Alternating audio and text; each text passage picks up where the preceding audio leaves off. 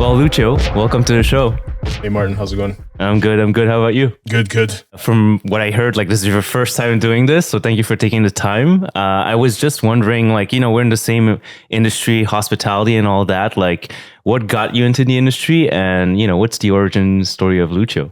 So, while studying in university, I grew fond of working in restaurants. Mm-hmm. And once I graduated, I was working in finance for the government. Didn't enjoy that too much. Mm-hmm. And opportunity came about. Family members that became partners phoned me up, and an opportunity came to buy a restaurant. And that's how the whole journey began. What was the first spot? So the first place we bought was Seasalt. It was already open, not for long. I think a bit less than a year.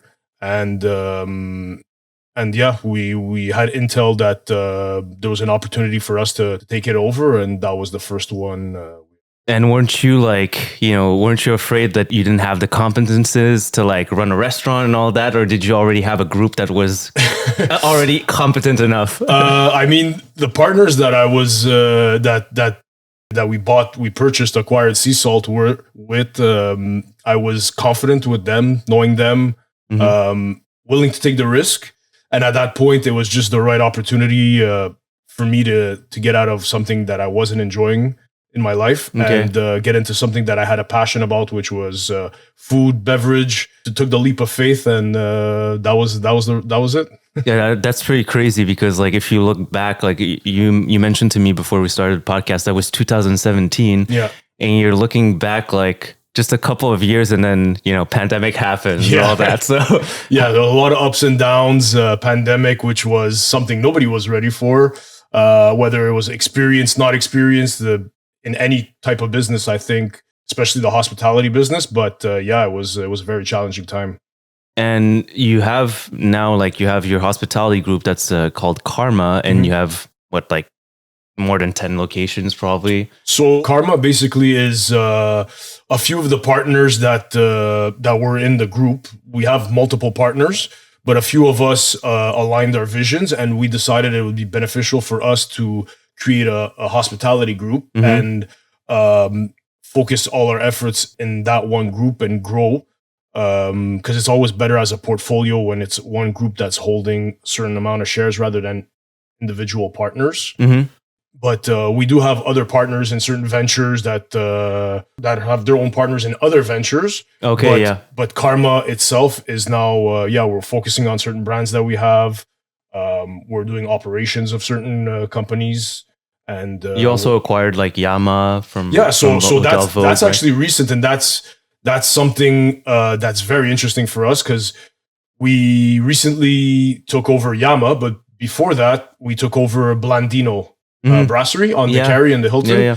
So that was our first hotel deal, basically. And then because of that one, Yama came along, and it opened our eyes that there's a potential for us to not only be in the food and beverage, but one day be a hotel operator or owner. Right.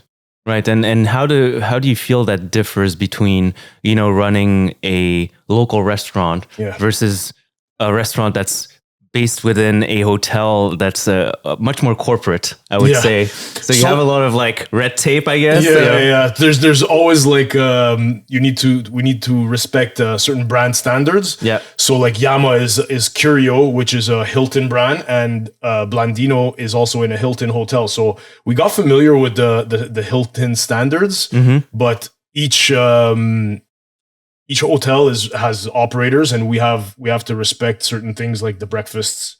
We have to have the room service menus. Okay. So there are some intricacies, but the advantage is we do get business from the hotel rooms, right? So all the people that are booking, if it's a busy hotel, people come down for drinks, people come down to eat, room service, banquets. Yeah. All that is extra revenue that you don't see in regular restaurants. Yeah, well, that's cool. That's what's cool about hotels in general, especially when it's a big brand like Hilton, is that they usually have corporate deals. Yeah. So these big, massive brands that travel, they're gonna book discounted rooms basically, but they're gonna book a lot of them, and so you know there's always volume coming into the hotel. Yeah, exactly.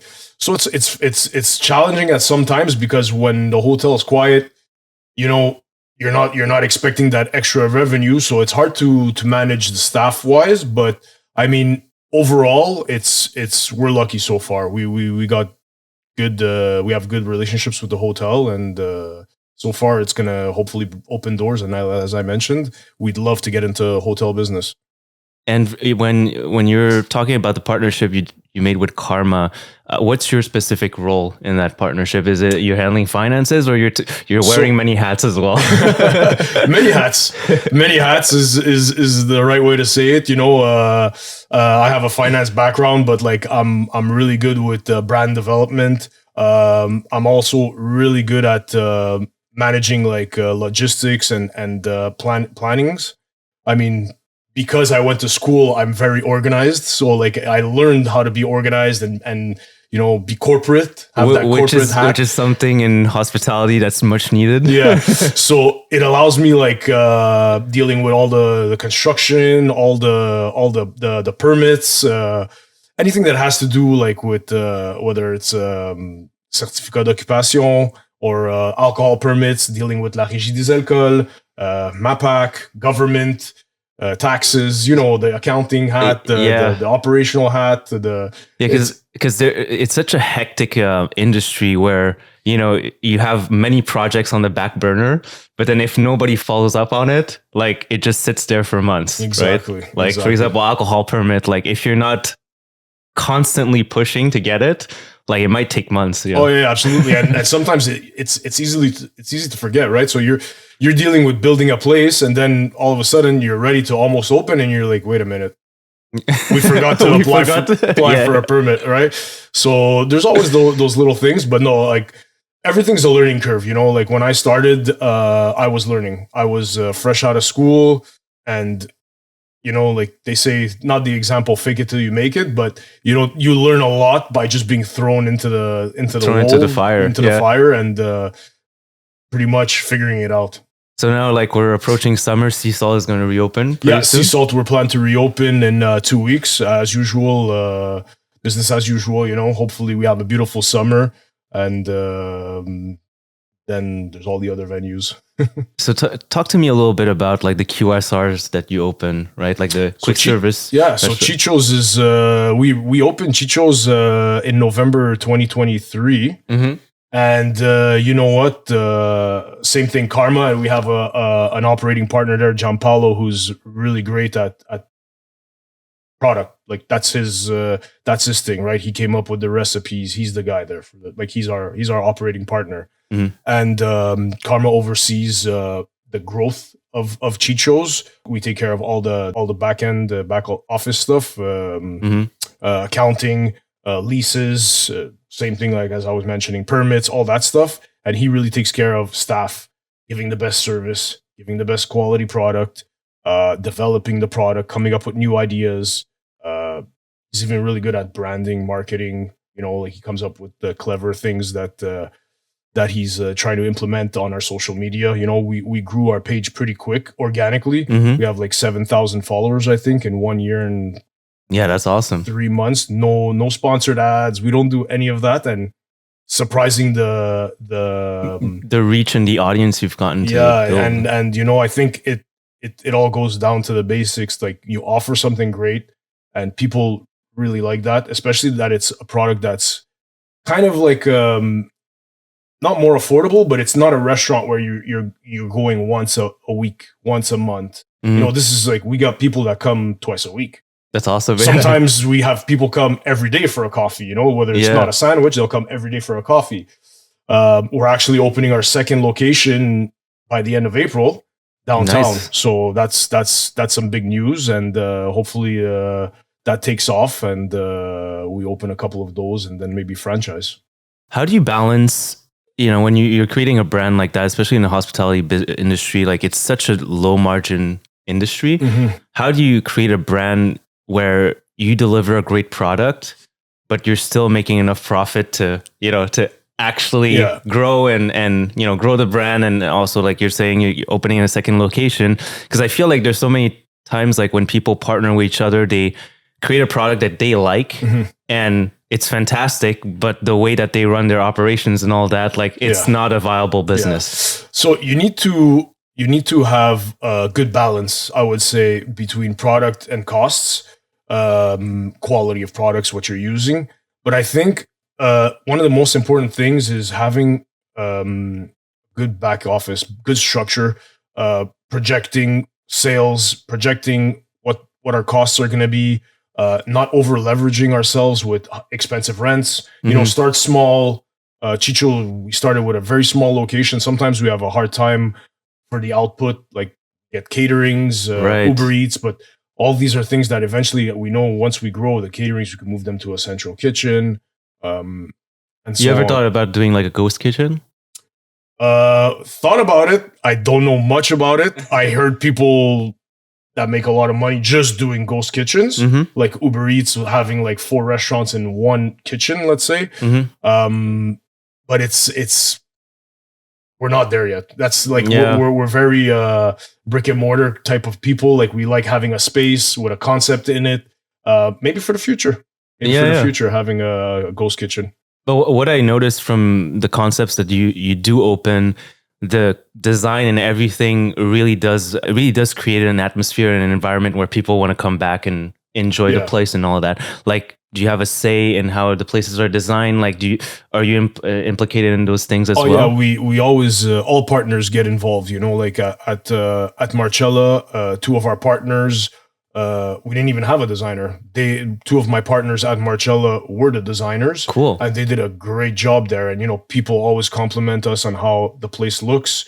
And then the rest of it was all about the food and service. We had some ups and downs with the food, like any restaurateur could have. You know, you have you have a chef. It doesn't work out with one chef, but now we found the right recipe, and now our service really tied into that.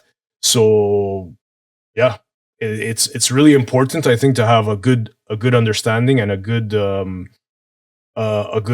idea of what you want to visualize, and hopefully, like, it's within your budget and you can make it happen. We always try and direct our designers, and for other projects we use whether it's a Guillaume Ménard from Ménard Working, he does a lot of places, or even Ciccio at Ciccio's, it's Giampaolo. Him and his father have a design firm. They did all the Moretti's. They actually designed it. So it was it was really key that our partner was also designing the place. So that really helped optimize what the look of it and the feel of the restaurant that you get when you. Do you feel like it's necessary, because you mentioned like there's a partner that's also like it has an eye for design and all that stuff. Do you think it's necessary in restaurants nowadays to have the chef as a partner as well? Having a chef partner is important because you're solidifying your brand. You're solidifying your product. You know, if you know the person,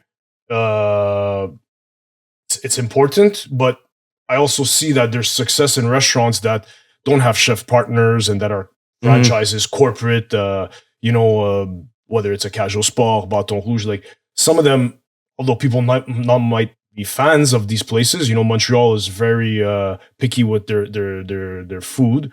People tend to go to places that are trendy and the new cool spot. Yeah. But if these places are working, there's a market for it, right? True. So there's a market for everything, and I think having a chef partner is a plus, but it's not a negative if you don't have a chef partner. Okay.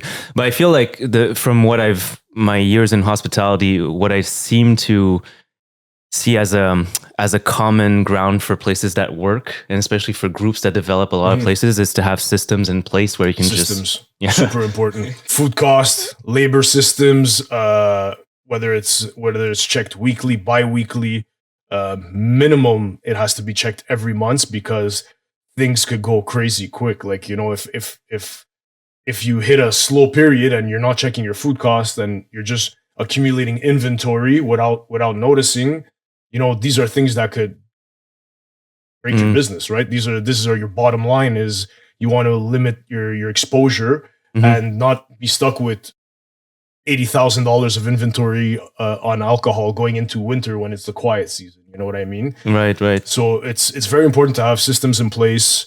Meetings, a lot of meetings. What does your day look like? Oh man, just meetings. My favorite part is when I wake up and walk my dog, but no, a lot of meetings. Dealing with suppliers. We get calls all the time that suppliers want to meet us to do corporate deals. They always want, and it's everybody wants everybody's business. The same way every restaurant wants to take the other restaurant's business away. So so we have a lot of meetings. I do a lot of office work meetings. I do the rounds, go see all the places, make sure everything's okay. Do you do that like every day or like almost every day? I mean, okay. I'm lucky because a lot of our venues are in Old Port, so I could walk from one to the other. Mm-hmm. But now, we have 2 spots downtown. The third Ciccio opening downtown. Blandino, as I mentioned, is on Decari, so that's a bit more midtown. But we're 4 partners in Carma, and we always try and be a bit everywhere. How important do you feel it is for those places to have the presence of owners? It's important. It's important, I would say, if it's not being there at night, it's just being there, seeing if the place is clean, if everything is being upkept well. It's as stupid as walking in, looking at the fridges, like, just making sure everything is organized. People are doing their job. People are on their heels. I've been an employee, and I've been like that when I was young, like working for somebody, when you're working for somebody, you don't put yourself in their shoes, and you just do what's best for you, right? Yeah, for sure. So you'll slack off a bit here, slack off a bit there. My boss won't notice, but that's where we come in. That's our job. That's the fun part of being an owner. I wanted to shift gears a bit and ask you about your Instagram handle. Yes. So what's the story behind that? Is Luch de Moose? So Moose was a nickname given to me by like a couple of friends when I was growing up because of my last name, Carlomusto.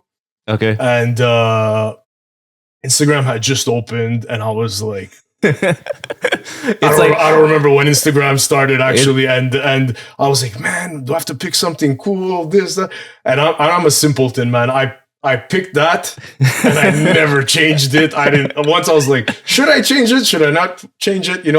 Should I change it to like Lucio Carlomusto, or I just ended up leaving it. Like, it's like those old emails that we have like as kids. let's not speak about old emails. So if we touch upon like Carma Hospitality, what are some core philosophy, pillars that you guys embody and that you want to transmit into every place that you open? Core philosophy, I would say that Carma tries to embody is, we spoke about it quickly before, great service, make people feel welcome, make people enjoy their time that they're spending. Some people save up a month to go eat out. Some people have money and go eat out every week and don't care. But, I think the beauty about hospitality is you could regroup those 2 kind of people in the same room, the same night, give them the same feeling, make them feel like they're the person that doesn't have as much money is worth $1 million, and make the person that has a lot of money be like, wow, you know what? That was special. I feel like I'm part of the family. It's special. It's make everybody feel under one roof that they want to come back. Give them that feeling that they don't get going somewhere else. That it's very important that when you go eat out, there's a sentiment that you grasp. They say the when to grab their attention, it could take only 2 seconds, and once you have their attention, you have them hooked. Yeah. But if you don't grab their attention, they'll never come back. So it's same thing with marketing. It works hand in hand, right? So like how it is with marketing. To grab people's attention now, we get so much stuff bombarded to us, whether it's spam emails, marketing emails, well, you're on social media, scrolling. Sponsored ads, TikTok now. So I think making people feel like they're seen, that they're not paying for an experience rather than they're actually experiencing the experience. I don't know if that makes sense. But they're part of it. Exactly. Feel part of the family, feel part of the the hospitality. That's what hospitality, I think, comes down to. The food being good is important. Having good food, nice cocktails, but people always remember the experience more than how good something was, I think, personally. Yeah, well, that's why, like, even, if we talk about that, that's where, like, I'm curious to see how, like, it evolves with AI and all that stuff. Because imagine if you get, like, a robot chef that just pumps out, like, dishes that are as delicious. Is it going to be the same thing? Oh, who knows? Like now all the booking services, reservation platforms are working on AI hostesses. Yeah. So, they're trying to come up with a system that makes it that when you call for a reservation, even though the restaurant's closed, like someone will actually answer. An AI answers and has pre-programmed the responses. Yeah. And it's crazy what AI is doing for the world, and it's crazy to see how it's getting adapted into the hospitality business.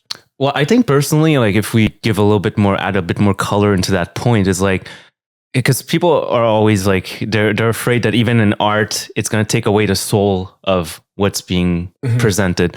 But my argument is that if AI can make our jobs easier and take care of, like, the automated tasks, we have more time to focus on touch points that really do matter for the experience. Absolutely. So, for example, like, let's say you're a manager in a restaurant, instead of, like, running everywhere to make sure, like, everything's good in the kitchen and here and there, if all of those things always operate 100% and you don't have to worry about it, then you have all your time to talk to the clients. Exactly.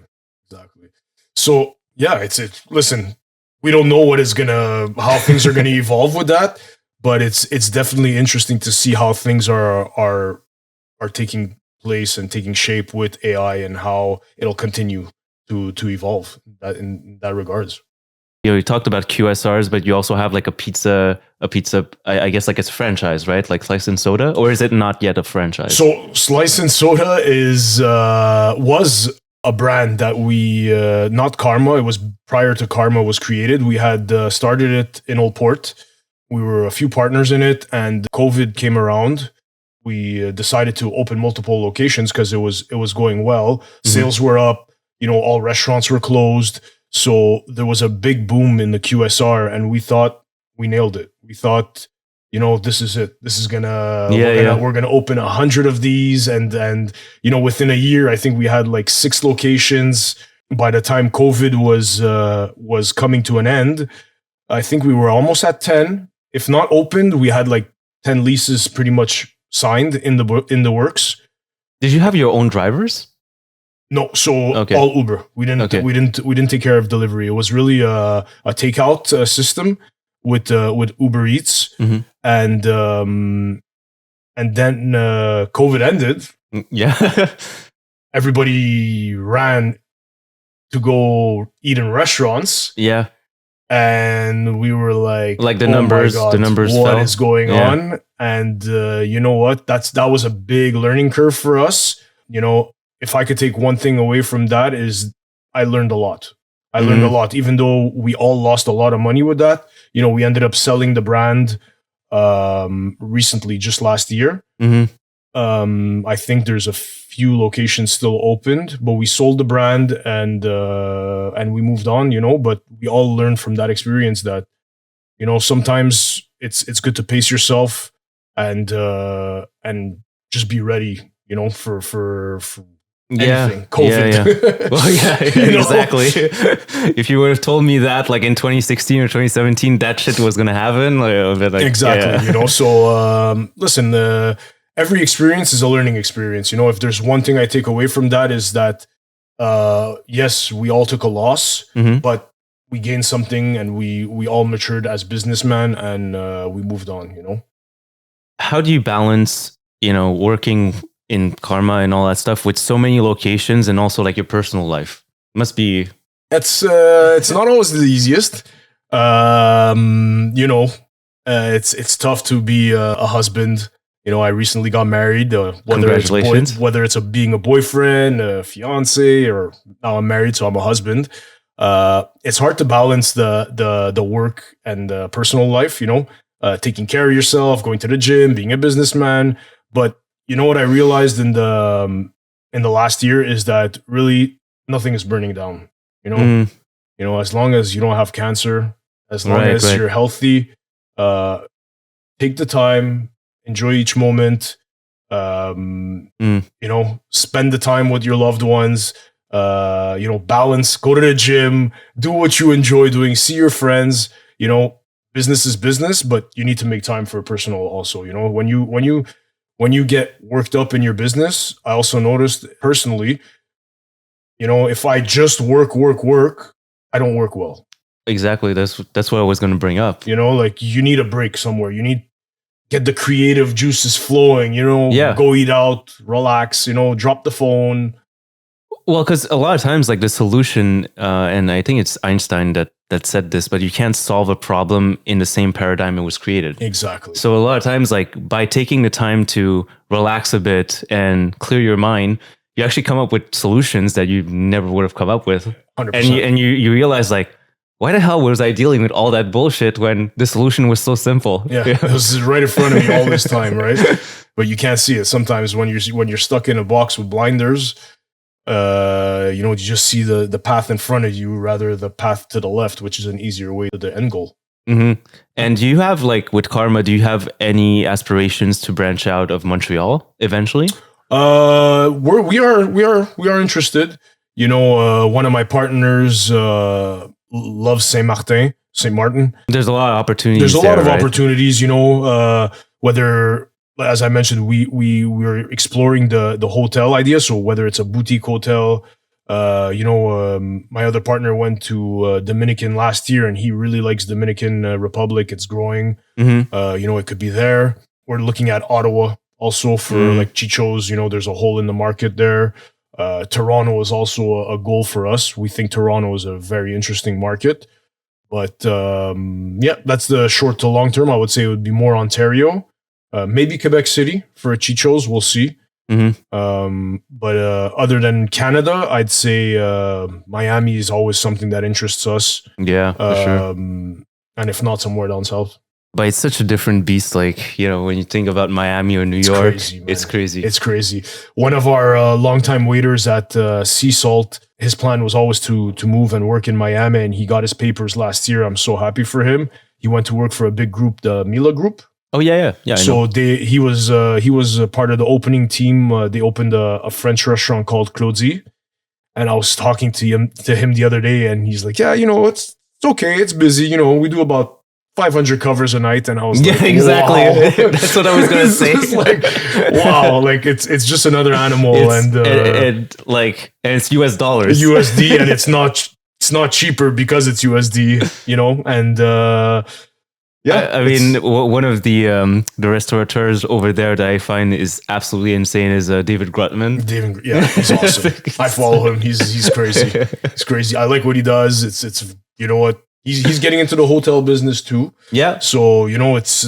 I think that's there's a good went to his synergy hotel, there. like the Good Time Hotel with Pharrell that he opened. Yeah. I mean, it's just like what's crazy over there is like when you're connected. I think that was his forte too. Mm-hmm. Is like he's connected to all these celebrities, so it's literally just like, "Hey, come to my place. I'll host you like a king." Crazy. It's crazy. But yeah, Miami is just a different animal. I think in general, it's the masses, the volume, the population. You get the tourists because of the weather. It's a very happening place in the U.S. and I think it'll keep growing. I also think politics have a big play there, and I think. I forget the guy's name, but he's doing a good job in creating growth and driving business to Miami, Florida. Right. We can talk about industry trends in Montreal. What do you see like popping up, and where do you see like the next trends, and also like tying it back to what we're talking about with Miami? Do you feel like Montreal could be a place like that? I think regarding trends. I think there's going to be a change in the market in the sense that, then again, I'm not an expert, but I feel supper clubs are slowly phasing out. Yeah. I feel like people want more to enjoy a bar experience. Cocktails, just go to a bar where it's loud, but it's not a big venue club, you know, like I don't know much about that side of the nightlife, that side of hospitality, but I know a few people that own clubs, and from what I'm hearing, it's not like what it used to be, you know. Yeah, like people like to hop around, and usually like they want to go into a place where they can just lounge a bit, have a cocktail, and not necessarily like call it a night out. Yeah, because like that's also a phenomenon that's pretty new, where before, like in Montreal, like a cool night to go out was like a Friday. Now cool nights are like Wednesdays, Thursdays, and nights. Saturdays. Yeah, the off nights. I also think regarding the volume, I think people are more conscious about how much they drink. Yeah, you know, with everybody's getting again bombarded on social media with to be more healthy health trends. So people are less inclined to go to a club and order a drink.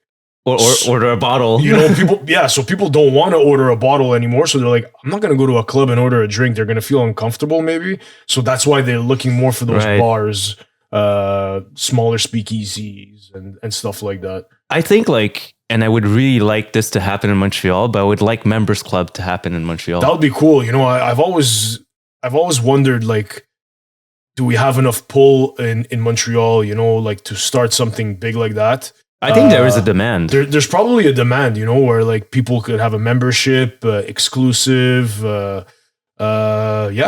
know, that's something I think the big cities do it. I think it's something that there's definitely none of in Montreal. I don't know anybody that has a members club per se. And, exactly. Well, I think there's like one, but even then, like it's not like the members club like as you would see in London. Yeah, in London, like. Essentially anywhere you go when you want to go out to the cool places, it's all members clubs. Yeah, exactly. So I think that could be cool, you know, to create that sense of exclusivity, you know, because people like to be in their bubble, in their space when they go out too sometimes. Yeah. And but also like it's a filtered crowd. Like at the end of the day, like because when I bring up like members club, people are always telling me, yeah, like that sounds a bit elitist and all that stuff, but it doesn't need to be. No. Like it's just a tailored crowd. Exactly. You can be a member of any type of club. Exactly. You know, like if you want to pay like $50,000 a year for your membership, you can, but we can also have everything in between. Yeah, you know, it could be $200. You know, it could be whatever. It's just a question of somebody, you know what, trying it. Starting one and testing the market. I hear you mention like a lot like Ciccio's. Is there a particular reason why you feel like that can scale easier in many places? I just think the sandwich business has always been huge. Like, you know, like Subway's is one of the biggest chains across the world. There's another brand, I always forget the name, that was sold in the US for like a couple $1 billion. It's a sandwich brand. It's a sandwich place. My partner always tells me the name. I always forget it. Okay. It was sold for like a couple $1 billion. And I was like, it's simple, right? You have a bread, cold cuts. Yeah, you can't really fuck it up. It's kind of hard to fuck up, but people always enjoy a good sandwich. I agree. Whether people are on a health trend or not on a health trend, you know, people like something that they could grab and eat on the go, especially office workers. You know, a lot of people are going back to the office now. Right. So we see that too. We see that there's an influx back into the market in the office buildings. So we think there's a good opportunity for us to be that cool new sandwich place. And you open until what time do you open? So we're open from 8 a.m. to 9 a.m. to 8 at night. Okay. Yeah. And you would never think of like opening late night? If there's a demand for it, eventually, maybe it's something that we could, depending on the location, right? If there's a demand for it at a certain location, it's something that could easily be done. You know, it's not a difficult operation where you need a chef, a manager, a dishwasher, like any of that on site. It's one person that can make coffees, sandwiches, the cash. That's pretty simple. It's low labor costs and you know, like everything is pretty predictable. Exactly. I also think seeing the growth in that all the offices are kind of the office comeback, I will call it. There's a big opportunity for quick service rather than I'll say traditional mid to high end sit down restaurants. Yeah, and also like it's seeped into the culture now where it's cooler. Like we're a city that especially now it's getting warm again, like people like to walk around. Absolutely. I've noticed it with myself as well. Like I walk a lot more than I used to walk like 10 years ago. Yeah, same, myself too, myself included. And we get a lot of people that come grab sandwiches, go walk by the canal. Yeah, it's easy. Sandwich is easy. Do you ever think about like doing some, those marketing, I wouldn't call it like a marketing scheme or whatnot, but like, those marketing moves where you're making like a crazy ass sandwich that's super expensive, but everybody talks about it? So one of our partners loves things like that. And we were thinking about doing something like that, but maybe as a marketing stunt, we could try something like that, but we didn't want to just, follow the trend and try, but we also were like, what the hell are we going to put in a sandwich? You know what I mean? Like, that's going to make it crazy expensive. Like, it's hard to think of when you think of it. Like, it's a burger you could add like truffle, caviar, or... Yeah. But a sandwich with cold cuts, it's like... Wagyu cold cut. Yeah, Yeah, that would be it. Like a Wagyu Carpaccio or... Yeah. But even then, how much are we going to charge for it? Like it's a sandwich at the end of the day. It's hard to upcharge a sandwich. With social media playing such a huge role in the decision making of people, like people now are visual, like they base, like whether they go to a spot or not, they're just basing it on a reel that they saw, somebody shared it with them, or photo that they saw.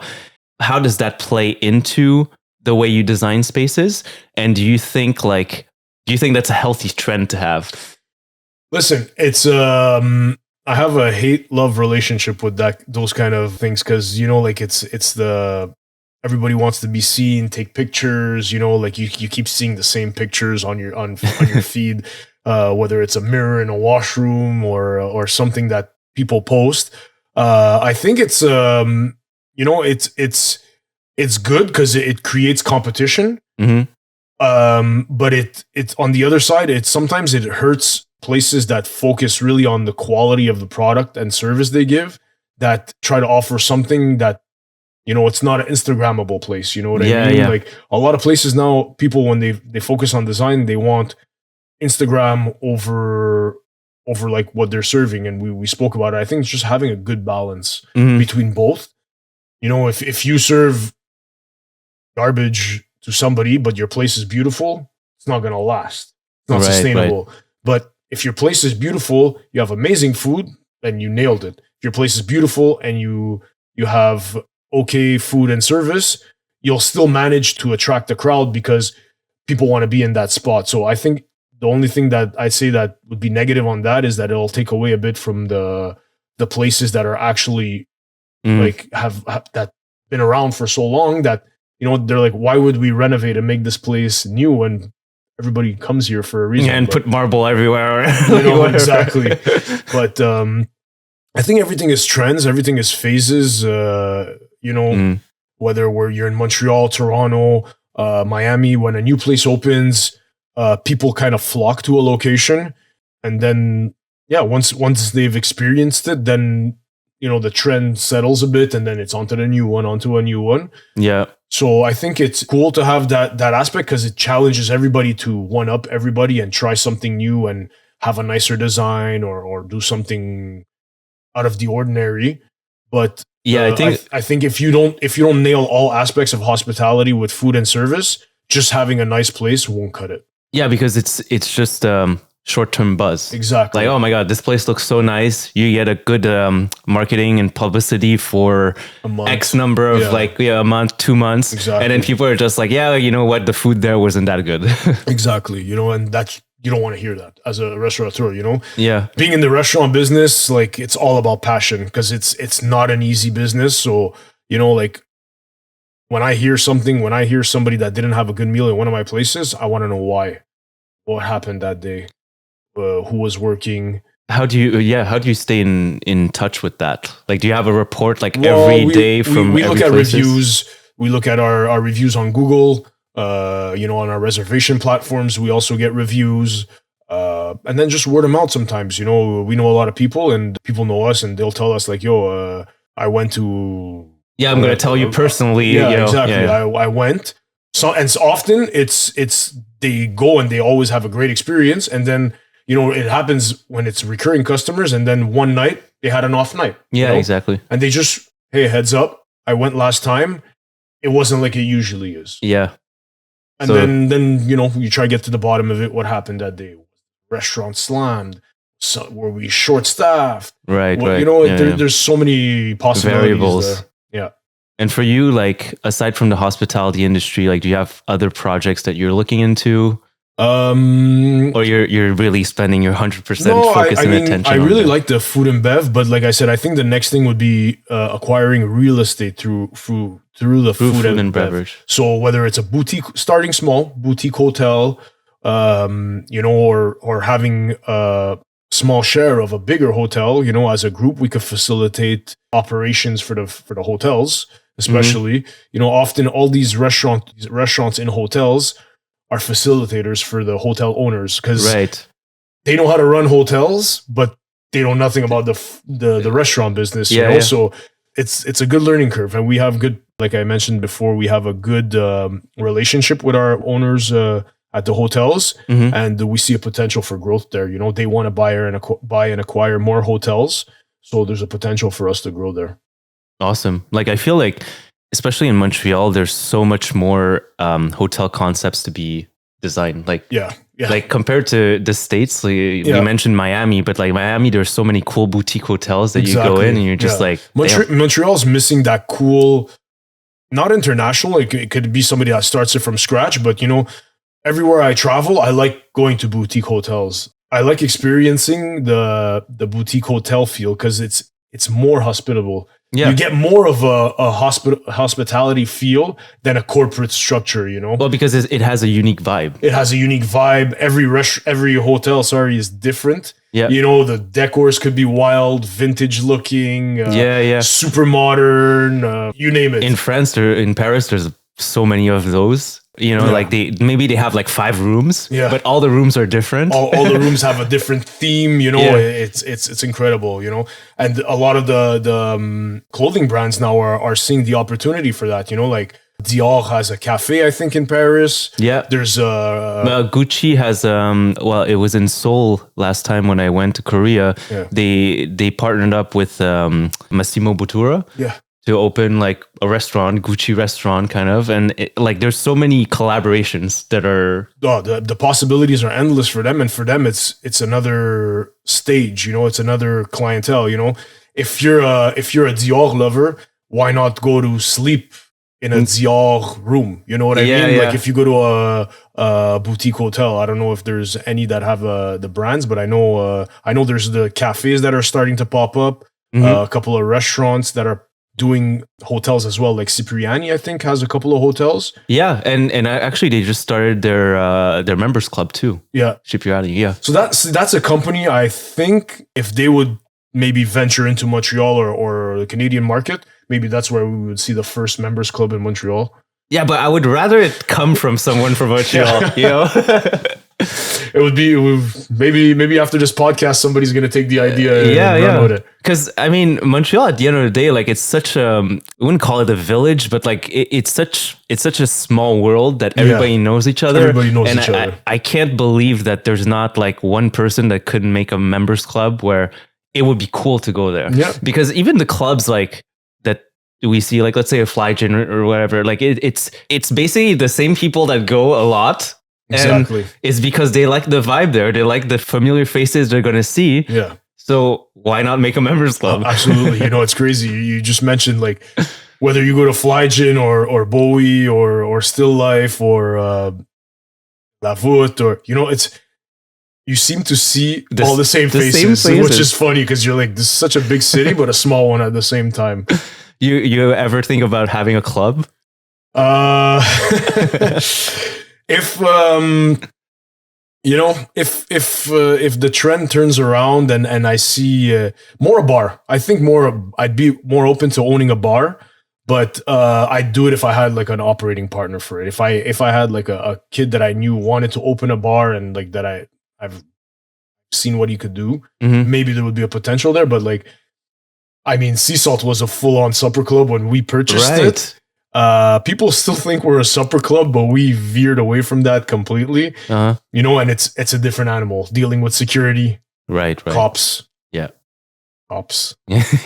But it was it's something different, right? And then, you know, most of my partners are much older than me, and you know, I was always dealing with the when there was issues back then. I wouldn't say I would want to deal with those issues now anymore. Yeah, because it's I mean, with the fact of opening a club or a place that has like late hours, you also attract a certain clientele, unfortunately. Yeah, well, it's a certain clientele, you know, incidents could happen, and then it, you know, if something happens, God forbid, you know, a fight breaks out, or there's a lot of things that could happen that require a lot of energy and like mind power that I don't know if I have the energy for that anymore. What do you do personally to stay grounded? Yeah. And to, you know, to stay healthy? I know we mentioned gym, we mentioned paddle as well. I love playing hockey. I still play hockey like once, twice a week. Yeah. Gym, hockey, you know, even just walking. That's like the new hobby we were talking about before. Staying grounded. I need to do some more yoga. I started doing yoga at one point. Yeah. You know, I'm getting older. Joints are not as flexible as I used to be, but yeah, I'm trying to get into yoga. Yeah, it's pretty humbling. Like, cause a lot of times when people think about yoga, they're like, oh, I mean, it looks easy. Huh? I went with my wife, and like, I was like, what the hell am I doing? Have you tried hot yoga? Yeah, it was hot yoga. Oh, yeah. It was a hot yoga class, and you know, it was cool to see. Like, it brings together a bunch of guys, girls, young, old, and it's humbling. Like you said, it's very humbling that you know, nobody's there to show off. Nobody's there to like lift heavier than somebody else. Just do you, and you're just self-conscious, and like you want to work on yourself. And at the end of the day, you gotta be better yourself every day and not compete with somebody else. Right. Talking about competition, you know, you started out basically in finance and all that, and then you ventured into like hospitality. What's an advice that you would give like to young entrepreneurs out there that want to start, whether it's like a restaurant or just their own business? What's something that, you know, looking back now, you felt that you did right? I mean, you know, partners will always vary, come and go. Some people want to get out. Some people don't get along anymore. So that's a difficult thing. So if you have a partner in mind, make sure you have a good partner, somebody that's going to bring as much to the table as you. Patience is one of them. Having patience, because it's not always easy. You know, you think you're going to start a business and it's going to be a success. It's a constant grind, right? So like, you got to put in the work, believe in what you're doing, be passionate about what you're doing. And you got to, if I were to say one, like a little phrase, like a piece of advice is, if you're not making money, will it still make you happy? Right. And if the answer is yes, then go for it, you know? But if shit gets hard and, you know, you were doing it because you think it's going to be easy to make money, find something you're really passionate about before you start something. I love that. I feel like, because that's the superpower. Like, that's what's going to allow you to outwork your competition. 100%. And it's, as I mentioned, it's not a question of being better than our competition. You know, like I want all there's enough for everyone. I want all restaurateurs to succeed, you know, and when COVID happened and like on the news, they were saying, oh, a lot of people are going to have a hard time. A lot of people are going to go bankrupt. You know, you don't like seeing that, whether it's a restaurant, a clothing store, it could be any kind of any kind of business. And, you know, you want everybody to succeed. You want everybody to be able to put food on their table. And like you said, there's enough out there for everybody. So what you got to think is, I'm doing something. How do I make what I'm doing better every day? Not better than somebody else, just what I'm doing better. I love that. Well, Lucio, thank you for being on the show. Man. I appreciate you taking the time, and keep us posted for, you know, the openings of Ciccio and all that. Sounds good. We'll link it on social media. And again, thank you, man.